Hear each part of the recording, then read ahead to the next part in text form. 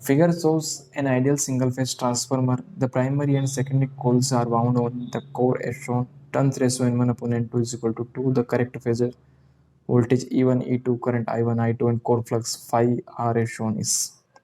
यानी कि हमें कोर दी गई है जिस पर नंबर ऑफ टर्न्स का रेशियो हमें दिया गया है N1 upon N2 equal to 2।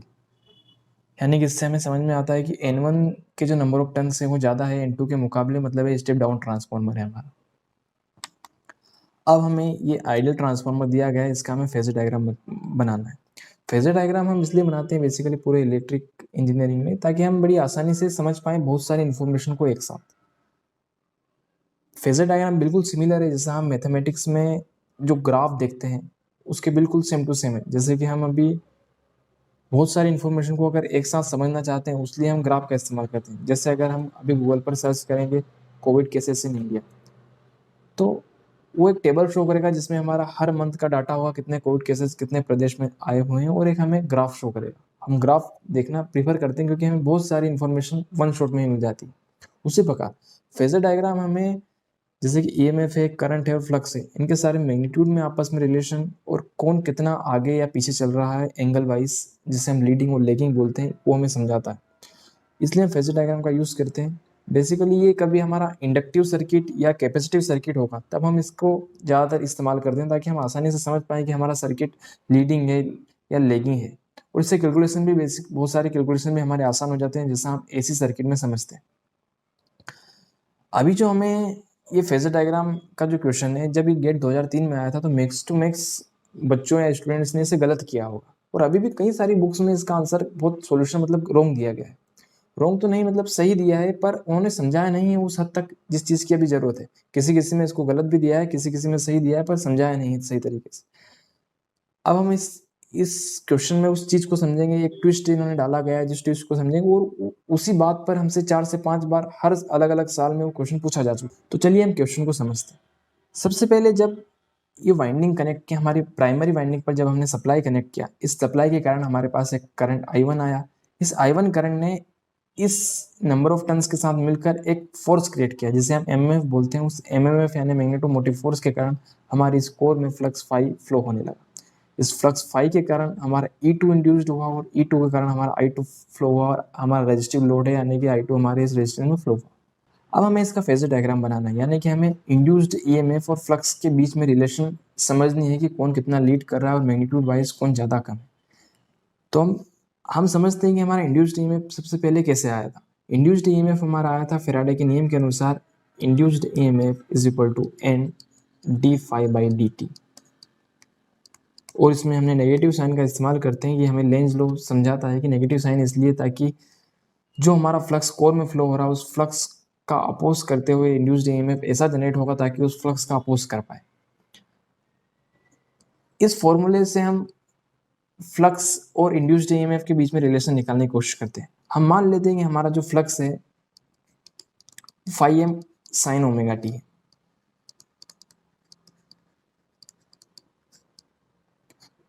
इस फ्लक्स को हम हमारे इंड्यूस्ड ईएमएफ वाले इक्वेशन में पुट करते हैं।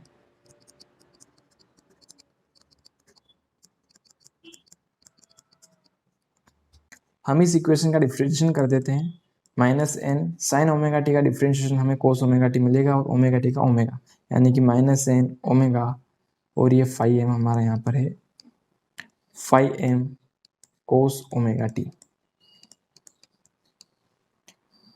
अब हम इस कोस को, हमारे जो हमने फ्लक्स जो लिया है, इस पूरी इक्वेशन को हम इस फॉर्म में लाएं ताकि हम फेज डिफरेंस समझ पाएं। मतलब कि हम इस कोस को साइन के फॉर्म में ले आते हैं ताकि हम आसानी से समझ पाएं कि कितने फेज का डिफरेंस है दोनों फ्लक्स और हमारे इंड्यूस्ड ईएमएफ के बीच में। हम कोस को कन्वर्ट कर लेते हैं साइन में, तो हमारा कोस साइन में बनेगा कोस साइन 90 माइनस थीटा, यानी कि is equal to minus N omega phi M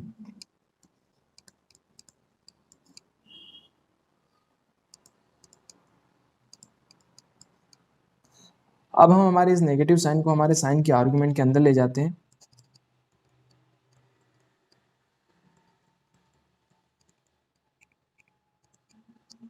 यहाँ से हम समझ सकते हैं कि हमारा फ्लक्स हमारे इंड्यूस्ड ईएमएफ से 90 डिग्री आगे चल रहा है, क्योंकि हमारा induced EMF omega T minus 90 यानी कि 90 डिग्री हमारे ओरिजिनल फ्लक्स से पीछे चल रहा है।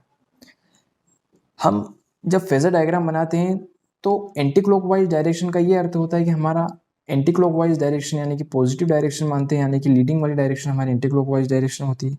वहीं क्लॉकवाइज डायरेक्शन मतलब हमारी नेगेटिव डायरेक्शन यानी कि लेगिंग वाली डायरेक्शन। तो इस हिसाब से हम समझ सकते हैं कि जो हमारा इंड्यूस्ड ईएमएफ है वो 90 डिग्री हमारे फ्लक्स से पीछे चल रहा है। किस केस में हमारा इंड्यूस्ड ईएमएफ 90 डिग्री पीछे चल रहा है? पहले वाले केस में हमारा इंड्यूस्ड ईएमएफ 90 डिग्री आगे चल रहा है, यानी कि इंड्यूस्ड ईएमएफ हमारा लीडिंग है E1 और E2। वहीं बी ऑप्शन में हमारा इंड्यूस्ड ईएमएफ पीछे चल रहा है 90 डिग्री, यानी कि ये वाला ऑप्शन हमारा सही हो सकता है। वहीं सी वाले ऑप्शन में E1 90 डिग्री आगे मतलब E1 90 डिग्री पीछे चल रहा है और E2 हमारा 90 डिग्री आगे चल रहा है। डी वाले ऑप्शन में हमारा E1 90 डिग्री आगे चल रहा है और E2 हमारा 90 डिग्री पीछे चल रहा है। अब E1 E2 ये हमने इंड्यूस्ड ईएमएफ निकाला, बेसिक इंड्यूस्ड ईएमएफ। अगर मैं E1 की बात करूंगा तो E1 यानी कि नंबर ऑफ टर्न्स N1 में रख लूंगा तो E1 आ जाएगा। अगर मैं नंबर ऑफ टर्न्स को N2 रख लूंगा तो E2 आ जाएगा, यानी कि हमारे इससे E1 E2 दोनों हमारे सेम फेस में रहेंगे, क्योंकि नंबर ऑफ टर्न्स हमारे फेस में कोई डिफरेंस क्रिएट नहीं करेंगे। इसलिए हम समझ सकते हैं कि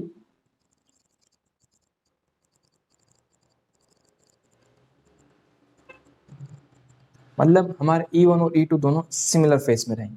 अब हम बात करते हैं कि हमारा करंट किस फेस में रहेगा। हम यहाँ से हम अगर हमारी सेकेंडरी छोर पर रेजिस्टिव लोड लगा है, यानी कि हमारा करंट और वोल्टेज एक सिमिलर फेस में रहेगा, क्योंकि हमारा रेजिस्टिव लोड कोई भी फेस डिफरेंस क्रिएट नहीं करता हमारे वोल्टेज में, यानी कि जिस डायरेक्शन में हमारा E2 होगा उसी डायरेक्शन में हमारा E1 होगा। और अगर हम करंट के बीच की बात करें, यानी कि अगर हमें समझ में आ चुका है कि हमारा I2 सेम फेस में रहेगा हमारे E2 के, तो यहाँ से अगर हम I1 की रिलेशन देखना चाहें I2 के मुकाबले, तो हमें पता है कि I1 upon I2 is equal to होता है N2 अपॉन N1, यानी कि I1 और I2 के बीच में बस हमारे नंबर ऑफ टर्न्स के रेशो का ही अंतर हो सकता है। फेज डिफरेंस हमारे I1 और I2 में नहीं रहेगा, क्योंकि हमें वो रेशोज है हमारे नंबर ऑफ टर्न्स के। तो इससे हमें समझ में आता है कि I1 I2 भी हमारा सेम फेज में रहेगा, वहीं E1 E2 भी हमारा सेम फेज में रहेगा। अब हमने फ्लक्स का देखा कि फ्लक्स हमारा 90 डिग्री आगे चलेगा हमारे इंड्यूस्ड ईएमएफ से, तो इस हिसाब से हमें ऑप्शन बी सही नजर आ रहा है। और जिसमें हम देख सकते हैं कि हमारा E1 ज़्यादा है E2 के मुकाबले, क्योंकि नंबर ऑफ टर्न्स हमारे E1 यानी कि प्राइमरी साइड के ज़्यादा है, इसलिए E1 ज़्यादा है। वहीं I2 कम है, I2 ज़्यादा है हमारे I1 के मुकाबले, क्योंकि पावर बैलेंस इक्वेशन को सेटिस्फाई करवाने के लिए E1 I1 मल्टीप्लाई मतलब E1 I1 is equal to हमारा E2 I2 होना चाहिए। उस हिसाब से हम देख सकते हैं कि हमारा I2 अगर कम है तो E1 ज़्यादा है, E2 कम है तो हमारा I2 ज़्यादा है, E2 हमारा कम है तो I1 ज़्यादा है। ये आंसर अगर बी ऑप्शन अगर हम मानते हैं ये सही है, तो ये हमारा रॉन्ग हो जाता है। मतलब जब मैक्सिमम बच्चों ने जब इस क्वेश्चन को अटेम्प्ट किया होगा तो उन्होंने बी ऑप्शन लगाया होगा, क्योंकि जो हमने प्रोसेस फॉलो की इसमें कोई भी मिस्टेक नहीं, लेकिन हमने एक थोड़ी सी बारीक सी मिस्टेक कर दी कि हमने सर्किट को ध्यान से नहीं समझा।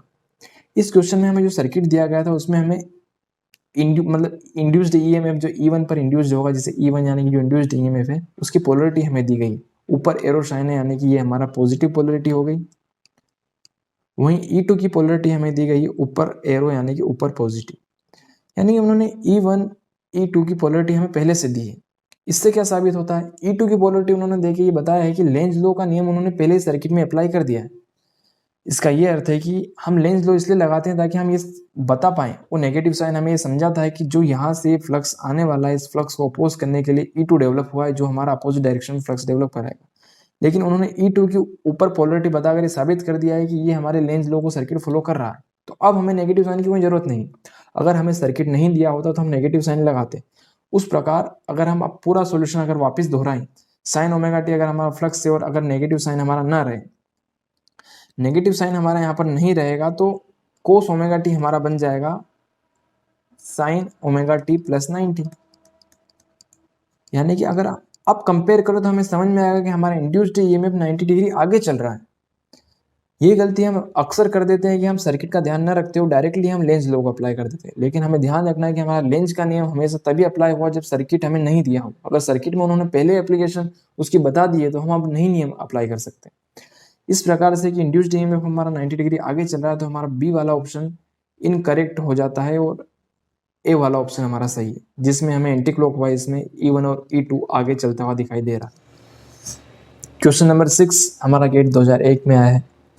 The core flux of a practical transformer with a resistance low is strictly constant with load changes, increase decrease या इंक्रीज होता है हमारे square root of the load के हिसाब से। यानी कि जो हमारा कोर फ्लक्स है क्या वो हमारे सेकेंडरी साइड पर लगे हुए रजिस्टर लोड के हिसाब से चेंज होगा या हमारा हमेशा कांस्टेंट रहेगा। अगर चेंज होगा तो किस हिसाब से हमारा वेरी करेगा ये हमें बताना है। अगर मैं फ्लक्स की बात करूँ तो हमारा फ्लक्स किन चीज़ों पर डिपेंड करता है, ये हमें बात पता है कि हमारा फ्लक्स होता है एमएमएफ, फ्लक्स होता है हमारा एमएमएफ अपॉन रिलक्टेंस। एमएमएफ यानी कि number of turns into current, reluctance हमारा डिपेंड करता है लेंथ जहाँ से हमारा फ्लक्स फ्लो होगा, per unit permeability into area of cross section जहाँ से हमारा फ्लक्स फ्लो होगा, परमेबिलिटी जो हमारे कोर की परमेबिलिटी। अगर वो चाहे हमारा आइडियल ट्रांसफार्मर हो या प्रैक्टिकल ट्रांसफार्मर हो, फ्लक्स हमारा इन्हीं चीज़ों पर डिपेंड करता है। फिलहाल के केस में अगर हम रजिस्टिव लोड चेंज करें तो क्या हम लेंथ, परमेबिलिटी और एरिया इनमें कोई भी चेंजेस नहीं करते, ना हम नंबर ऑफ टन्स को घटा या बढ़ा रहे हैं, मतलब सारी चीज़ें कॉन्स्टेंट है। सिर्फ हम हो सकता है कि हम अगर लोड चेंज करें तो हमारा आई चेंज हो जाए, इसलिए हमें कभी कभी कन्फ्यूजन हो सकता है कि प्रैक्टिकल ट्रांसफार्मर में हमारा जो फ्लक्स है वो रजिस्टिव लोड के साथ वेरी हो सके। लेकिन हम इसे एक एग्जाम्पल एजम्पशन लेकर हम समझने की कोशिश करते हैं क्या वास्तव में ये करंट हमारा चेंज होगा अगर हम रेजिस्टेंस को चेंज करेंगे सेकेंडरी साइड पर। मैं एक सर्किट मानता हूँ जिसमें सेकेंडरी साइड पर एक लोड लगा देता हूँ 2 ओम का, और उसमें मान लेते हैं कि हम 5 एम्पीयर करंट फ्लो हो रहा है और ये ट्रांसफार्मर 1:1 का है, यानी कि जितना करंट हमारा सेकेंडरी साइड में फ्लो होगा उतना ही करंट हमारी प्राइमरी साइड में फ्लो होगा, क्योंकि N2/N1 is equal to I1/I2 होता है। इस हिसाब से प्राइमरी ब्रांच में भी हमारा 5 एम्पीयर करंट फ्लो होगा। अगर अब मैं इस लोड को चेंज कर देता हूं, अब मैं इस लोड को आधा कर देता हूं, जैसे ही मैंने 2 ओम को मैं 1 ओम कर देता हूं, अब मेरा जो 5 एम्पीयर पहले सेकेंडरी साइड पर करंट फ्लो हो रहा था 5 एम्पीयर हमारा 10 एम्पीयर फ्लो होने लग जाएगा। नंबर ऑफ टर्न्स हमारे 1:1 है, उस हिसाब से हमारी प्राइमरी साइड पर भी 10 एम्पीयर ही करंट फ्लो होगा। यानी कि हम जो फ्लक्स में आई इस्तेमाल करते थे वो आई अब चेंज हो रहा है, प्राइमरी साइड का हमारा करंट चेंज हो गया है। तो क्या इस वजह से हमारा फ्लक्स चेंज हो जाएगा? अब आप यहाँ पर गौर कीजिए, जो छोटी सी बात जो हमने पिछले क्वेश्चन में या पिछले 2-3 क्वेश्चन में हम डिस्कस कर चुके हैं कि आई ये हम कौन सा इस्तेमाल कर रहे हैं, ये आई हम इस्तेमाल कर रहे हैं जिसकी वजह से हमारा फ्लक्स जनरेट हो रहा है। ये फ्लक्स जनरेट हो रहा है उस आई को हम शो करते हैं नो लोड करंट से, यानी कि यहाँ पर एक ब्रांच आती है जिसमें हम इंडक्टेंस लगाते हैं, जिसे मैग्नेटाइजिंग इंडक्टेंस बोलते हैं। हम मानते हैं कि इसमें फ्लो होने वाला जो करंट है वो आई मैग्नेटाइजिंग करंट है, जिसे हम आई नो लोड करंट भी बोलते हैं। ये करंट हमारा रिस्पॉन्सिबल होता है उस कोर में फ्लक्स जनरेट करने के लिए। तो क्या ये हमारा करंट चेंज हुआ? ये करंट हमारा चेंज नहीं हुआ। आप ध्यान से देखिए कि अगर पहले मान लो इस ब्रांच में हमारा करंट 1 एम्पीयर मान लो फ्लो हो रहा था, तो हमारा टोटल करंट कितना आ रहा होगा? इधर से टोटल करंट हमारा आ रहा होगा 5 + 1J, यानी कि ये इंडक्टेंस है इसलिए हमने यहाँ पर 1J यानी कि इमेजिनरी क्वांटिटी का इस्तेमाल किया। आप ध्यान रखें, डायरेक्टली 5 + 1 = 6 नहीं होता यहाँ पर। उसी प्रकार जब हमने नंबर ऑफ टर्न्स के कारण जो 10 एम्पीयर है वो 10 एम्पीयर हमारा प्राइमरी साइड पर नहीं फ्लो होगा, 10 एम्पीयर हमारे इस मैग्नेटाइजिंग ब्रांच के आगे फ्लो होगा 10 एम्पीयर, बिल्कुल सिमिलर। इस ब्रांच में तो हमारा 1 एम्पीयर का 1 एम्पीयर ही जाएगा, यानी कि 1J एम्पीयर ही हमारी इस ब्रांच में जाएगा, और इन दोनों का एडिशन 10 + J एम्पीयर हमारा मेन सोर्स से अब करंट निकलना स्टार्ट हो जाएगा। यानी कि जब हमने रजिस्टिव लोड को आधा कर दिया तो हमारा जो कोर में जो फ्लक्स बनाने वाला करंट चेंज नहीं हुआ, हमारा करंट चेंज हुआ, सोर्स से करंट आना वाली जो क्वांटिटी वो चेंज हो चुकी। तो इस चीज़ से हम समझ सकते हैं कि जो हमारे कोर में जाने वाला जो फ्लक्स है उससे बनाने वाला करंट हमेशा सेम रहता है, तभी तो उसे नो लोड करंट बोलते हैं। यानी कि जब हम लोड लगाए ना तब हमारा जो इंडक्टेंस वाली ब्रांच में करंट फ्लो होगा वो हमेशा सिमिलर रहेगा, यानी सेम रहेगा। इसलिए हम सेकेंड ऑप्शन को करेक्ट मानेंगे।